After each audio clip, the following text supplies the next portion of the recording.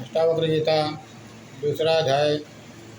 जनक जी कहते हैं, अहो निरंजनः शांतो बोधो अहम प्रकृते पराः हितावंत महम कालम मोहनेव विडम्बित। अर्थात शांत निरंजन बोध रूप मैं प्रकृति से भी अधिक दूर। अहो इतने समय तक मैं कैसे रहा मोह में चूर। अहो इतने समय तक मैं कैसे रहा मोह में चूर। अष्टावक्र जी के मात्र 20 श्लोक सुन लेने से जनक जी को ज्ञान की प्राप्ति हो गई। अंधेरे में जैसे अनायास किरण उतरे, जैसे अंधे को अचानक आंख मिल जाए, ऐसे ही जनक जी को हुआ। जो कभी नहीं देखा था वह दिखाई पड़ा, जो कभी नहीं सुनाई पड़ा था वह सुनाई पड़ा। हृदय एक नई तरंग से उमंग से भर गया। जनक जी इससे पहले बहुत सत्संग और शास्त्रार्थ कराते ही रहते थे, परंतु ऐसा कुछ आज तक नहीं सुना जो आज सुना। अष्टावक्र जी के वचन सीधे हृदय में उतरते चले गए। जनक जी ने कहा, मैं निर्दोष हूँ, मैं शांत हूँ, प्रकृति से परे हूँ।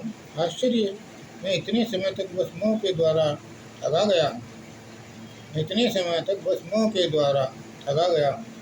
उतरने लगी किरण। अहो निरंजना, आश्चर्य सुनो अष्टावक्र को कि तू निर्दोष है।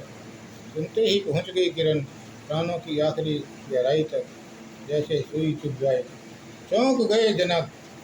अष्टावक्र ने जो दिखाया वह कभी किसी ने दिखाया नहीं था, न कानों सुनाया था, न आंखों दिखाया था।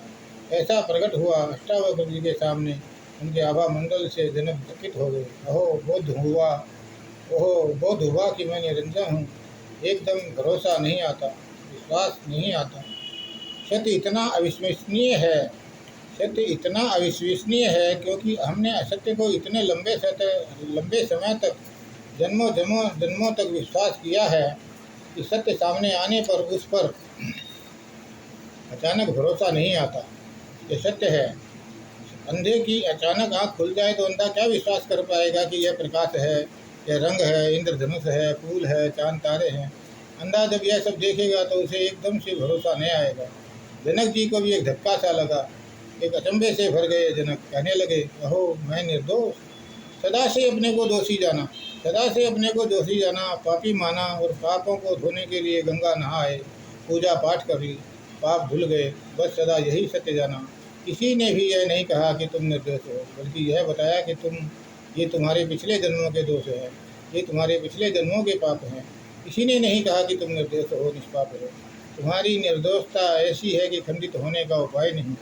गीता में भगवान कृष्ण ने भी बताया है, योगी महात्मा जो कर्म करते हैं उनके द्वारा किए गए कर्मों का फल उनको नहीं लगता। ऐसा लगता है कर्म फल न लगने वाली बात योगियों पर ही नहीं सभी लोगों पर लागू होती है, बशर्ते कि लोग जगे हुए हों। तुम्हारे सब किए गए पाप, देखे गए सपने सब जागते ही खो जाते हैं। न पुण्य तुम्हारा न पाप तुम्हारा, सब किए गए पाप देखे गए सपने सब जागते ही खो जाते हैं। तुम केवल दृष्टा हो, कर्ता नहीं हो, साक्षी हो। शांति को तो कभी जाना नहीं, केवल शब्द सुना था, केवल अशांति को देखा था। चौंक गए जनक। किरण उतरी जनक जी के हृदय में। आश्चर्य से चकित हो गए, जैसे तुम स्वयं चकित हो रहे हो। विश्वास नहीं कर पा रहे हो। धीरे धीरे विश्वास करोगे क्योंकि तुम जनक जैसे विद्वान नहीं हो। जनक जैसे वेद शास्त्रों के ज्ञाता नहीं हो, इसलिए धीरे धीरे समझोगे, धीरे धीरे जागोगे। जनक जी कहते हैं, आपने मुझे चौंका दिया, आपने मुझे हिला दिया। गिर गए सारे भवन जो मैंने बनाए थे, सारे साम्राज्य जो मैंने फैलाए थे। सब बंधन, सब संबंध, सब मोह की विडंबना थी। अष्टावक्र जी ने उपदेश दिया जनक जी को, और जनक जी को तुरंत होने लगा कि मैं निर्दोष हूँ, मैं शांत हूँ, मैं बौद्ध हूँ, प्रकृति से परे हूँ। यह हमें कठिन लगता है, इतनी जल्दी कैसे हो गया, थोड़ा समय लगना चाहिए था। हमें बहुत हैरानी होती है, घटना इतनी जल्दी घट गई। इस जग को वैसे ही केवल मैं संचालित करता, जैसे इस देह को मैं अकेला ही प्रकाशित करता। पूर्णमदः पूर्णमिदं पूर्णात् पूर्णमुदच्यते पूर्णस्य पूर्णमादाय पूर्णमेवावशिष्यते। मैं सब में सब व्यापक हूँ। कृष्ण जी का श्लोक है 9वें अध्याय में 29 में। समोहम सर्वभूतेषु न मे द्वेष्यति द्वेष्यो अस्ति न मैं प्रिय है ये भजन्ति तु माम भक्ता मयि ते तेषु धाप्यहम्। मैं सब में सब व्यापक हूँ, न कोई प्यारा है न खारा है। जो मुझे प्रेम से भजते हैं मैं उनमें हूँ, वो मुझ में है। मुझ निराकार परमात्मा से सारा जग स्थित होता, सब जीवात्मा मेरे अंदर, पर मैं उनमें नहीं होता। मैं ही पूर्ण परात्पर ब्रह्म हूँ। मैं ही सभी प्राणियों में समान रूप से समाया हूँ। मेरी आत्मा उनमें स्थित नहीं होती, पर वे सब मुझसे ही उत्पन्न होते हैं। अहो शरीर त्याग, अहो शरीर विश्व त्याग मुझे परमात्मा दिखता है। सरलता से ही हृदय मुझे परमात्मा मिलता है। आश्चर्य है, शरीर सहित विश्व को त्याग किस कुशलता से आपके उपदेश से मैं परमात्मा को देखता हूँ।